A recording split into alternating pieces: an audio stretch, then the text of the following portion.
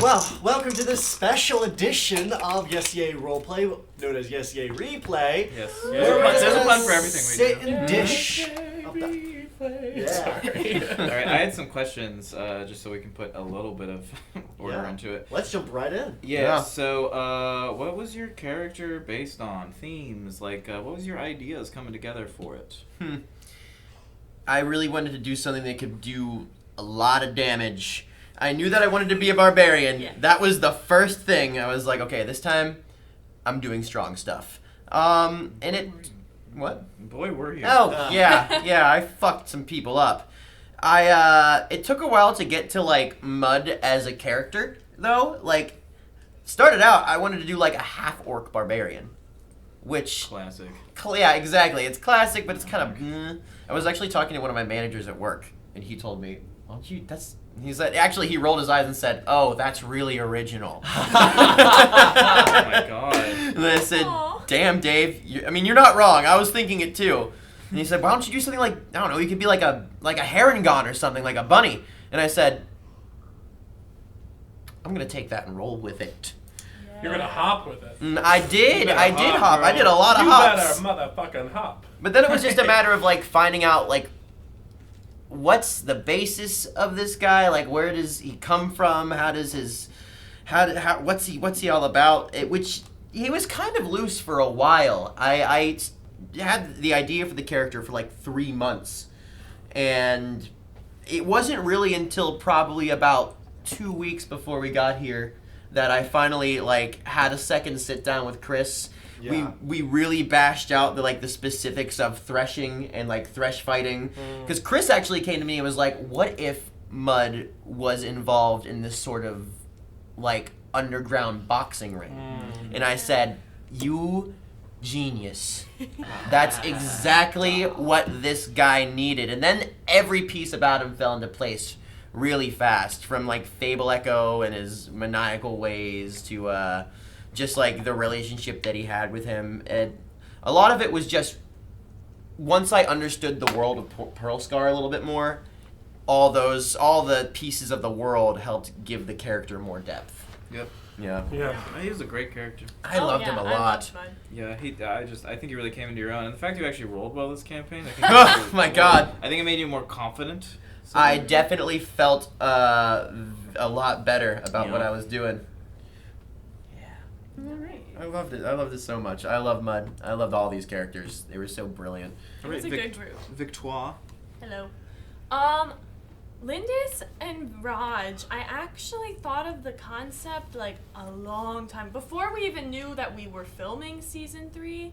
I don't remember what made me think of it, but I texted Chris. Yeah. Like in the middle of the night in a frenzy of like, I have an idea. So fucking funny. Into the night. No, because I had this idea of like, what if there was this character that it was like a tragic love story, and all they could do, like they couldn't communicate with their partner through anything but a journal.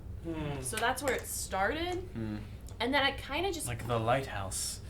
I don't know that reference. Oh. So I just kind of put the idea on the back burner and was like, oh, that's cool. Maybe one day I'll explore that. And then when we started talking about filming again, I was like, okay, now I have to figure it out and flesh it out. And it took a really long time. It did. Chris and I sat and just like had to figure out, okay, so is it one character who's multi-classed? Is it 2 characters with 2 separate sheets, which is what we ended up doing? And then like, since they're in the same body, we have to share the physical stats, but the mental stats can be different. And how does it work for spells? And what triggers the switch? Sounds like a nightmare. And ability score improvements were different for each one. Yeah, so Oof, it was boy. it was a nightmare. To be honest, we made it way hard, but it was On top it of was- homebrewing a whole subclass. Yes. Oh my god, It yeah. was so cool.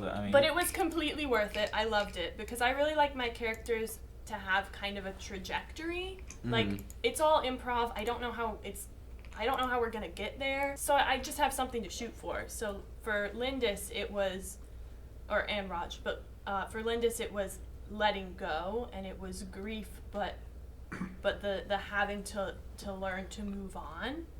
So she was holding on so tightly to Roger, and that's why Roger's death was unfortunately planned.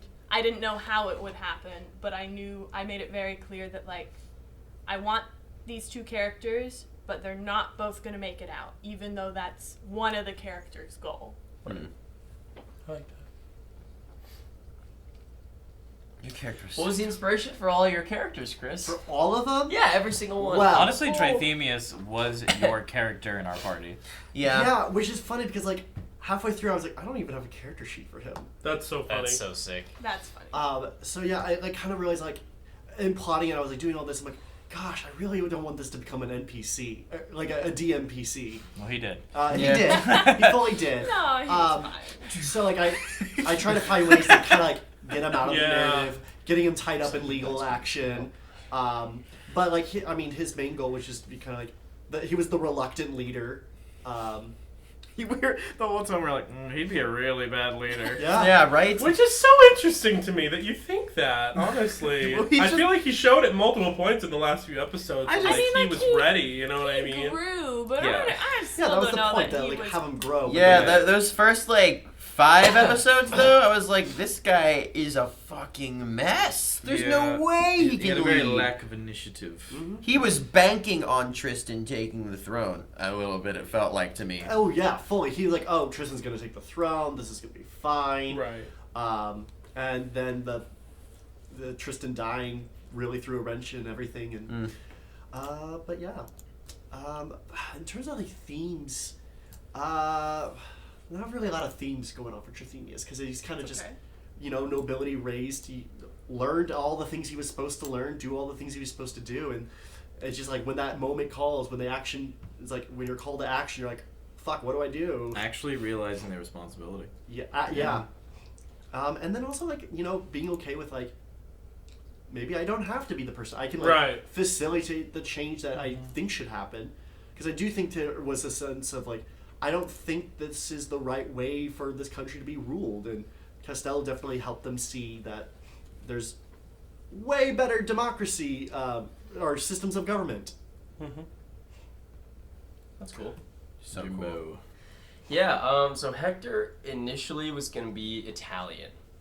He was going to be I'm like so a glad mobster he rat. And I've had a little bit of a voice clash there. yeah, we would have. And so I was thinking about ways to go through with it, and that's where Hector came from, because it ironically it fit in with the last 2 characters that I played with everybody have been like old like Greek and Roman heroes, like hero names, and Claudius. and Hector like fit in with that, but it was originally because I brought up brother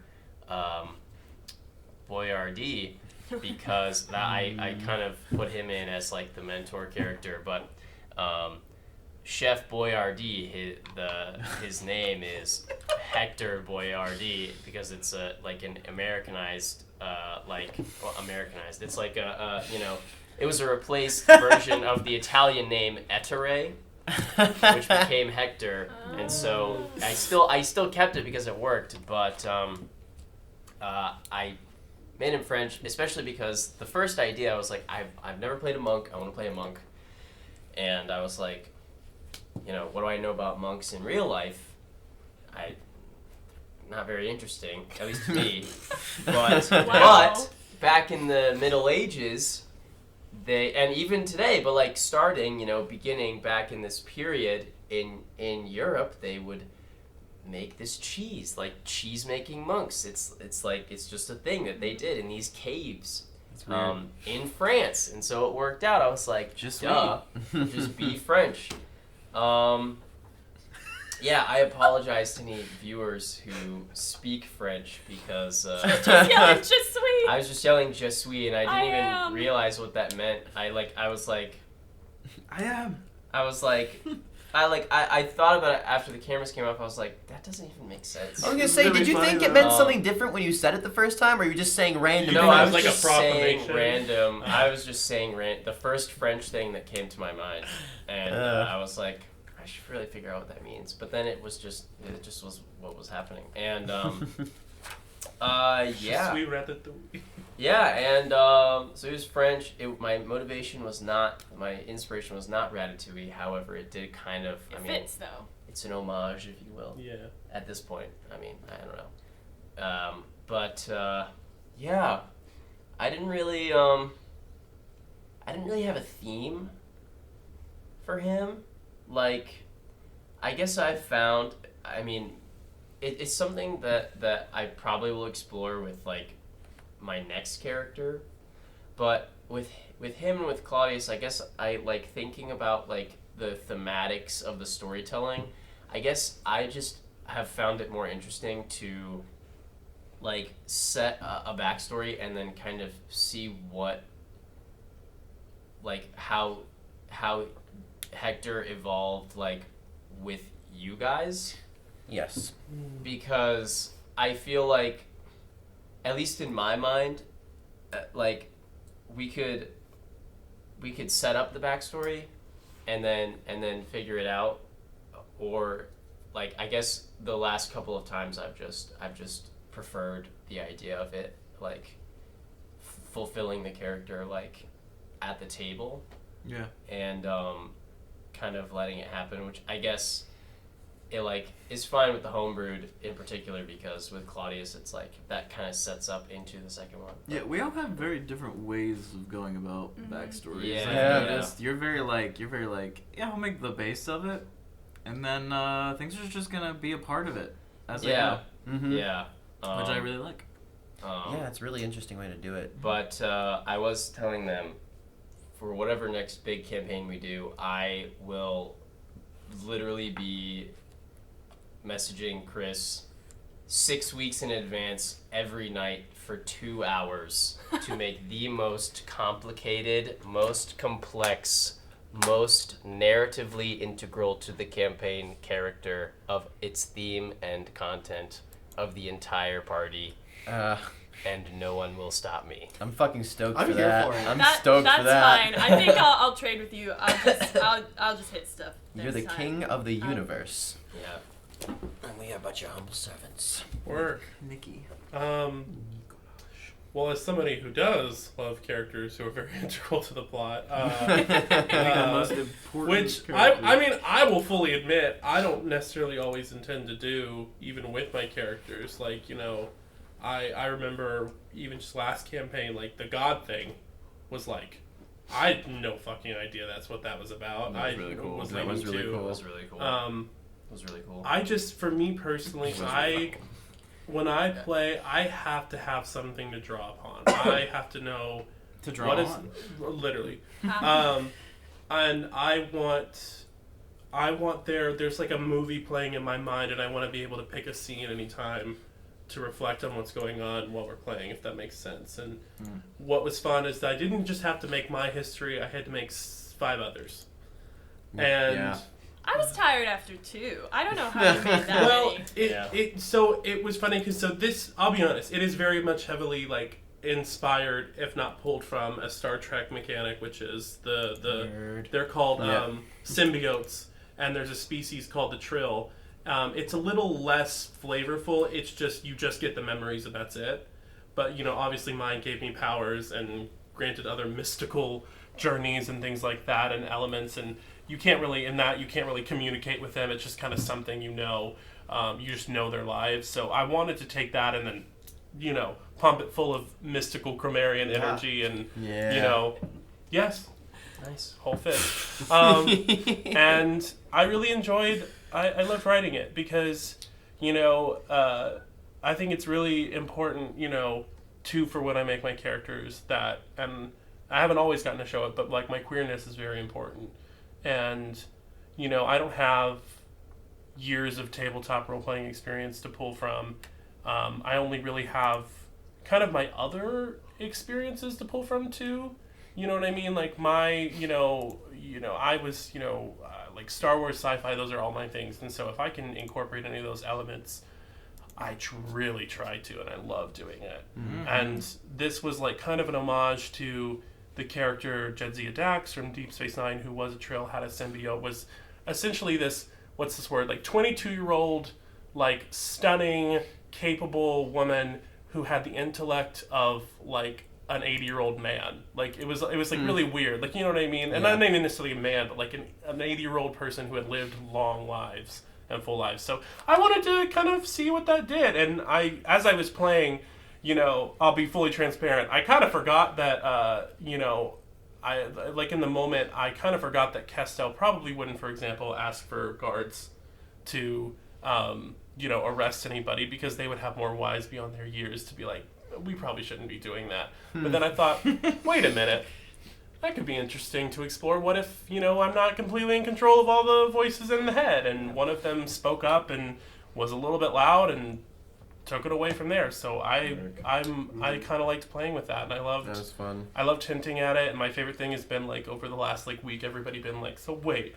this and this and that, and I'm like, they're all true, and it all seems contradictory. Oh my it all gosh, seems. the day when we're all just in our journals going, ah! What does all this mean? I will say about halfway through the campaign, there was a moment when like I had a revelation about your character, like understood it better. Whereas like my inspiration, I'm not a sci-fi person at all. I'm a fantasy sword and sorcery kind of person. Right. So sci-fi, like, and I appreciate that, like, it pushes my boundaries too and helps me like expand this world. But like there's, because my first thought is like, oh, this is like Avatar, right? And like, you know, these are past reincarnations, and then like it clicked where like, no, it is you, and like like I could see it was.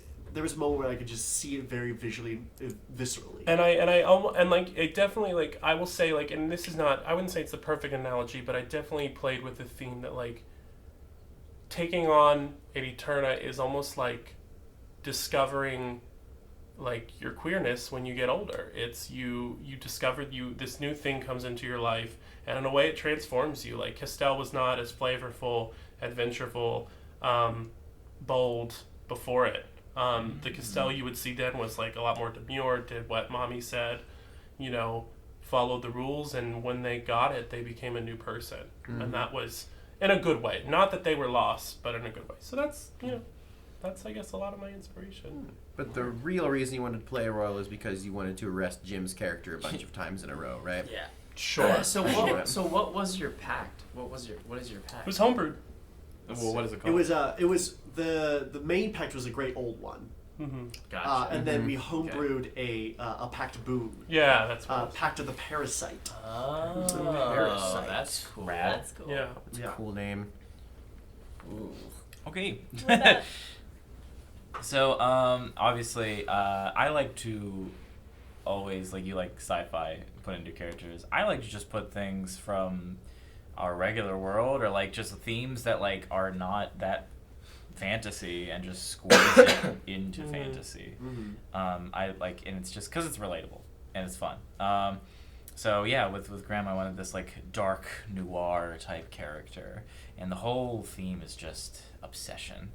And when something happens, and you know, it's, you know, a person gets so obsessed with one thing in their life, and they forget everything that's around them, and before they know it, they go so far that they've lost everything, and the only thing left is that thing they're pursuing. Right. And I even talked to everybody about it. I'm like, I don't really like my character that much in that aspect. Like, I don't think he's a good person. At least at the beginning of the campaign. I think he did come into his own a little bit more, especially like towards the end. But like, yeah, it's that realization that's like, wow, I fucked up, and that's why I wanted him to be a human. Is, you know, he's not as good as he once was. He's older. You know, he can't just keep doing these things. He is running out of time for the things that actually matter. Right. Yeah, and you know, and that's kind of like why I chose smoke to flavor everything. It's the thing that makes him so powerful or whatever is what's killing him. You know. So yeah, he's a fun character, and I love playing a wizard. Oh my gosh, I love playing someone who just has to know everything as opposed to someone who doesn't know anything. Sander. It was so nice, and like I was just learning shit about everyone, especially like Castell, and I was just like, oh my god, I'm just the keeper of all this knowledge, and I love it. I was learning shit because you're with the constant slew of questions. I have to come up with all that. And so like, which is it's a great challenge for me because like I can only I have like it feels like it, like buffering a video game. You can see certain far, and then all of a sudden you are able to see 100 feet past that. So I'm like, oh crap, gotta render that. And you render very well. It's Yes. 4K in this world. Yes. And I also, I have my own issues with my phone father issues, and I kind of wanted to create the flip side of that. Like, what would I do if I fucked up that much? Like, how would I even begin to try to fix it? So, yeah. Very well done. Thank It's you. So good. I love this character. All the flavor it was also because of like all the very specific ways that you chose to flavor the character. Like, and you had a lot of spice on your character. Oh, when I switched spots with you, I saw your spell your cheat sheet of spell descriptions. I was like, I should give you inspiration, but I'm not the DM at the moment. Oh, there's two. Honestly, the reason I did that is because I could not rely on myself to be that good of an improver. Because because we started at level 8, and I was like, there's so many spells. I have to write down some of it because I want to describe them. Yeah. Yeah, he was fun. I'm so glad I got to play a wizard. Wizards are great. So I had another question, everybody. Do we have 2 more questions? Yes, but we can kind of just lump it into one. Yeah. Okay. We might speed round it a little bit. Yeah, just favorite for part time. about Pearl Scar and favorite part about the campaign. Oh man, the best part about Pearl Scar is just the design of it. The sort of like this giant incline The giant shark. on the back of a giant shark, where the tides are controlled by the emotional state of the entire city. So rich. Like, and then we were inside the ecosystem of the creature, like that. It was just so fleshed out and so thought out, and everything had a purpose, and it felt alive. And it was a mixture of biological and magical all at the same time. Like, nothing was quite real, but it was real. Yeah. I think that is like one of my favorite things about like one of my favorite like situations and like settings and like sci-fi is like some mutually symbiotic or not even symbiotic but like relationship with like some giant creature and then the little ants on top or around it. It's kind of crazy. And it's crazy because there's some aspects that like we didn't even. I'm sure that Chris talked about a bunch of different things in our like one-on-ones and meetups that we never got to put into the overall world. Like one thing that I said once that we had talked about was that there's a sort of gentrification going on inside of the ethereal realm where these rich people are pushing into the storage of like the lower areas of Corinth. Yeah, and like that is something that's seriously starting to affect people down there, and it's just. It's such a rich world. There's still so much to explore. It's just so everywhere. It's incredible. Yeah, no, I think I agree. My favorite part of both the world is, and it's also my favorite part of the campaign, is just how rich the world felt and how real it felt, because there was like the socioeconomic things and then just everything down to the little cultural details of the cup. The cups. The cups were awesome. And what a game-changing Favorite part of the plot. Yeah, man. Favorite part of the plot. Favorite part of the world is that are those cups. It's so good. So and especially because the world could feel real too, because like most of us lived in this town, whereas like last time with the homebrewed, it not that it was any less rich, but it was just we didn't have as much knowledge about the areas because we were passing through. Whereas we all had homes. Like, sorry, Hector. Hey. But that was nice too, because then you have the outside perspective as well.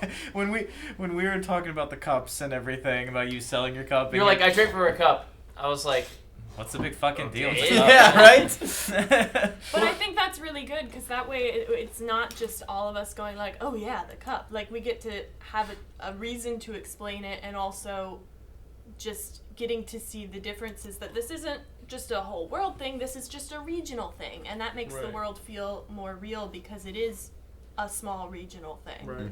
And like, I think my favorite thing about the world building too, something I really dislike in sci-fi and fantasy, is when one race or culture has the same trait across it. It's just so lazy. Yeah. And what I liked about this was that nobody was grouped in like, it wasn't necessarily like, it wasn't the elves, it was the fae. It wasn't, like, it wasn't just Tritons, it was beast folk. It wasn't just I mean, it was Genasi, but it could technically cover elementals, I would assume, of all types. Yeah. And even within those, the diversity of, just different experiences within just one city was already so rich. And I love that because it just makes it so much more interesting. I love that. I love that. Especially as the person who gets to draw them. Yeah. The cup part was so cool. Like it's because Chris and I didn't know how we were going to get to my session because we had planned it. We're like, it'd be so cool. It'd be so gaggy if we just switched DMs. That would be so insane. And we're like, how the fuck do we get to it? Because we always wanted it to be like an in mind thing. That's why I did not talk about my backstory until that point. And the cup just served as such a good catalyst. It was a total accident. I was just trying to weave in like a quick private moment of just like, how much would this be worth? One, just to show off the cool little aspect of the world, and also because Lindis was, so desperate to save Raj that she was looking for anything of like, okay, if I need more funds, I'll give up my cup. I'll do whatever. Right. So it was just supposed to be a quick like, give me a price tag, and then you could all just wonder like, that was weird. Yeah. But it led to so much more, which that's why yay. Yes. Yeah, and it was just so cool. Like that was like my turn for Grimm, like where it's just like, oh, wow, I really just did something really bad. Yeah, the reaction to it was so like spot on in hindsight. That's why I was like, I have to offer everything, and really I could get something out of it too. So I have to try. So. What was your favorite stuff, Jim? I'd probably say the adding my food to the Salty Fox menu was pretty fun. That was awesome. Yeah, and the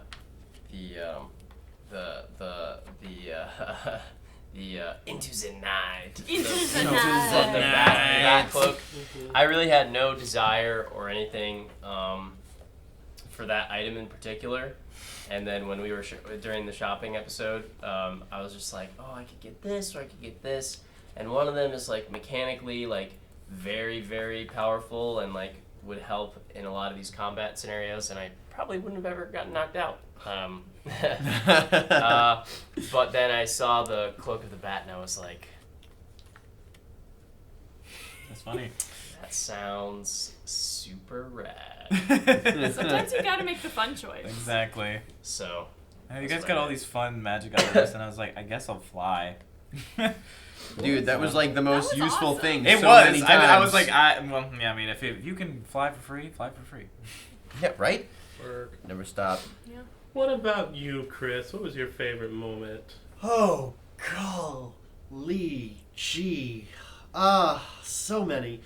I mean, I've always wanted to do like an underworld kind of campaign, and it was weird. I almost didn't expect to like make the underworld also part of the Sea Shifter. I don't know, that was one thing that kind of just organically developed and It made was sense. cool. It made a lot of sense, though. Yeah.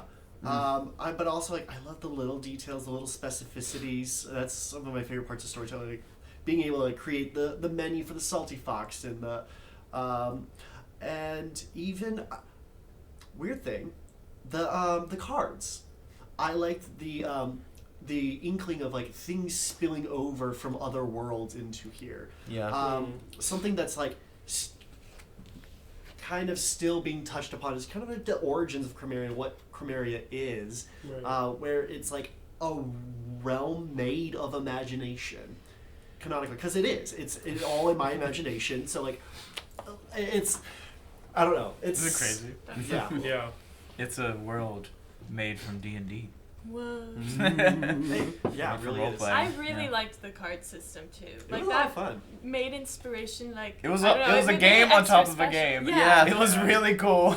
And then Jim Uno reverse carded all of us. Oh. And that was I was so so funny. mad. That was so funny. I was like, I you made up for it with the portent though. I made such a mistake right there, though, which it all worked out fine. But I gave away, when you did that, I gave away my card that was a number 2.